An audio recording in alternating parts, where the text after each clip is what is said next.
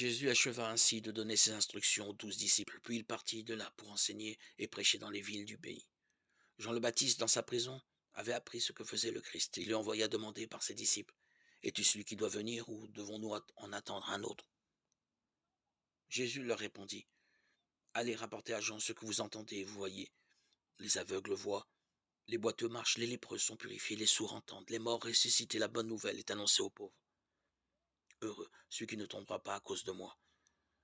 Tandis que les envahis de Jean se retiraient, Jésus se mit à dire aux foules à propos de Jean, qu'êtes-vous allés voir au désert? Un roseau agité par le vent? Alors qu'êtes-vous donc allés voir? Un homme aux vêtements luxueux? Mais ceux qui portent de tels vêtements vivent dans les palais des rois. Qu'êtes-vous donc allés voir? Un prophète? Oui, je vous le dis, et bien plus qu'un prophète. C'est de lui qu'il est écrit, voici que j'envoie mon messager en avant de toi, pour qu'il prépare le chemin devant toi.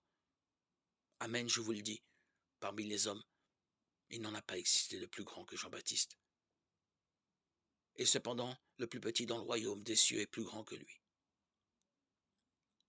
Depuis le temps de Jean-Baptiste jusqu'à présent, le royaume des cieux subit la violence, et des violents cherchent à s'en emparer. Tous les prophètes ainsi que la loi ont parlé jusqu'à Jean. Et si vous voulez bien comprendre le prophète Élie qui doit venir, c'est lui.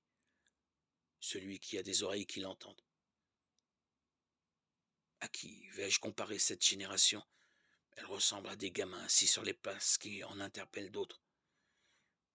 Nous vous avons joué de la flûte et vous n'avez pas dansé.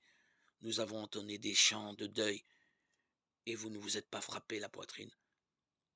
Jean-Baptiste est venu en effet. Il ne mange pas, il ne boit pas. Et l'on dit, c'est un possédé. Le Fils de l'homme est venu. Il mange et il boit et l'on dit, c'est un glouton et un ivrogne, un ami des publicains et des pécheurs.